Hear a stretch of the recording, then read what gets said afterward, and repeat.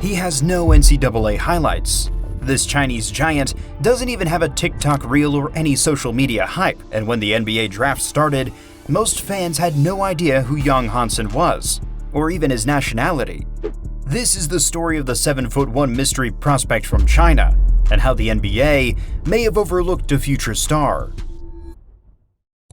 Hansen was born in Beijing, China. His father is an electrician and amateur basketball player, and his mother, Ju Jing, is an accountant. Despite his height and his father's status as a well-known player in their hometown of Zuba, Yang didn't have a guaranteed future in basketball. He was introduced to the sport at age 3 when he tagged along at one of his father's games, but his first 2 school teams folded within days of his joining. But his father poked around the local basketball community and landed him a spot on a middle school team. Yang was only 8, and the team practiced outside in the burning heat. After 2 days, he refused to get out of the car when his parents dropped him off and was ready to quit altogether. Yang's father preached old school values and insisted his son master something that could help him get into college. Yang experimented with table tennis, swimming, and taekwondo before returning to basketball. So in 2021, the Qingdao Guoshun Haiqian youth team defeated Tsinghua High School in the finals to win the U17 national championship, and Yang was named the best defensive player. A year later, the Qingdao Guoshun Haiqian youth team defended the U17 national championship, and Yang was named the most valuable player. Overall, there were no viral mixtapes,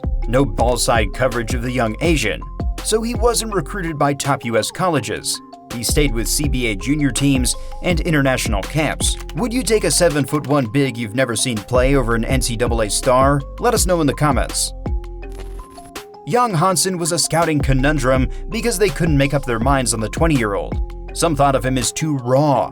Others concluded that he was too slow for the NBA. Most NBA teams refused to take an untested talent over other top talent. However, some saw flashes of something special, including his soft hands, elite timing, and instincts. Eventually, he received summer league invites, but was not guaranteed a roster spot on any team. But the Grizzlies took him 16th overall, a shock to most draft analysts. Even the media were skeptical about his recruitment. One outlet said, "They just drafted a project in the middle of the first round." But it didn't take Hansen long to prove his doubters wrong. Standing at 7'1" with a wingspan of 7'3" and a standing reach of over 9 feet, young Hansen is a physical presence on the court, but his game isn't just about size. Yang is a skilled forward with great footwork. He's comfortable moving his hips and does well to create angles by using head fakes and hesitation moves. He's most comfortable finishing over his left shoulder. However, his goal is to lower his head and fake himself to angles to duck inside the paint.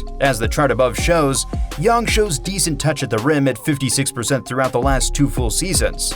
His physicality often puts him on the charity stripe as well, finishing 67.7% of his attempts this season. He's good at using his physicality as well. In the third play, he positioned himself to receive the high post entry pass.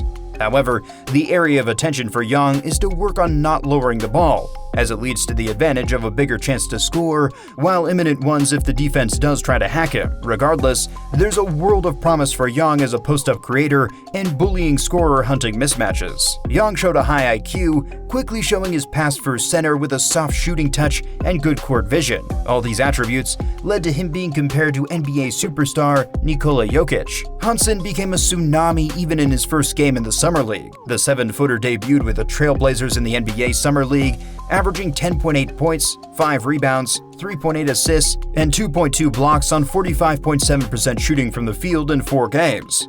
He scored in double figures 3 times, including a 15-point effort on July 15th. Hansen has shown a unique skill as a player. He has a penchant for squeezing the ball into tight places only his teammates could reach, and a fun, nonchalant personality. By the end of the Vegas Summer League, he was awarded the MVP. Frankly, it isn't a surprise given his performance. Hansen averaged 17.4 points per game, 8.2 rebounds per game, 2.5 blocks per game, and looked like he belonged on the court. His performance prompted analysts to start comparing him to Brook Lopez, Evan Mobley, and Jokic. Coaches praised his feel, discipline, and attitude. There just aren't many other 7-footers who can work as a hub and make these sorts of plays. There are even fewer still that bring out this kind of cutting and movement in the players around them, especially in a basketball environment as bizarre as Summer League. This is a team of players that barely know one another, working across purposes as they compete for the attention of coaches and scouts. And Yang, for stretches at a time, has them playing like an actual basketball team. That's something. We can't know what just yet, but aren't you excited to find out just how good Yang might be? Did the Grizzlies just draft the biggest sleeper of the year? Let us know your thoughts in the comments. Young Hansen is truly a unique player, not just because of his size, but also because of the way he plays the game. Some of his strengths will no doubt translate well to the NBA, while certain weaknesses still raise questions. But let's start with what he does well. Hansen has been dominating in China over the past 2 seasons. At just 18 years old, he was named the CBA's Defensive Player of the Year in 2024, averaging 2.2 blocks per game. But he wasn't just a defensive anchor. He also contributed 15 points, 10.8 rebounds, and an impressive 3.9 assists per game. This past season with Qingdao, he took another leap. Yang posted 16.6 points, 10.5 rebounds, 3 assists, 2.6 blocks, and 1 steal per game, showing more polish, better decision-making, and improved efficiency. He even added a new wrinkle to his game, stretching the floor by shooting 33.3% from 3 unlimited attempts. What really sets Yang apart is his physical profile. At 7'1" and 250 pounds, with a 7'3" wingspan, he's going to be a matchup problem from day one. In an NBA era where many teams play small ball, someone with Yang's size and strength will always have the potential to dominate the paint, control the glass, and be a constant threat on offensive rebounds. But what stands out when watching his postgame is how fundamentally sound he already is. He has solid footwork, uses both hands well around the basket, and moves surprisingly well for someone his size. While he's not yet developed a go-to move, he hasn't become automatic with a hook shot, drop step, or turnaround jumper, but the tools are there. With more experience and higher-level competition, it's reasonable to expect Hansen to figure out a signature move and become much more efficient in post-up situations. So the question is, why will the NBA ignore a person with these qualities? Well, a couple of reasons actually. First, he played in China. Frankly, it's a country with little recent NBA development success. You just have to look at the recent list of players from China who joined the NBA to understand this point. For instance, Yi Jianlian and Zhou Qi both flamed out and will go down as some of the worst imports in the NBA. So you can forgive the press and the league analysts who were skeptical about the rise of Hansen and his adaptability to the NBA. Second, the media bias. The league doesn't pay attention to lesser-known leagues, and the Chinese league is a perfect example, so the media chose to ignore this rough diamond. Also, he never marketed himself, but let his game speak and reply to his critics. Even the CBA media didn't hype him. But he kept growing, learning, adapting his game to suit the league, and take his playing style to the next level. The Trailblazers provided the biggest shock of the night, confusing their fans in Portland, but delighting a lot of fans in China. But there is a method to this madness. Analysts and fans alike question the Blazers' decision to draft Hansen. Some believe the moves had more to do with marketing than basketball. Even if that were true, it's not the worst way to attract more fans. After trading away Desmond Bane, the Grizzlies needed more size and shooting on the wing. So with this trade, they snapped up Cedric Coward. He's 6'5" with a 7'2" wingspan, an impressive 32.5-inch standing vertical leap at the NBA Draft Combine, and shot 38.8% from 3 in college. While he needs some development, he has all the tools to be a good fit next to Ja Morant. This was their guy, and they went and got him. Nevertheless, the Grizzlies believe they have a better team with Hansen in it.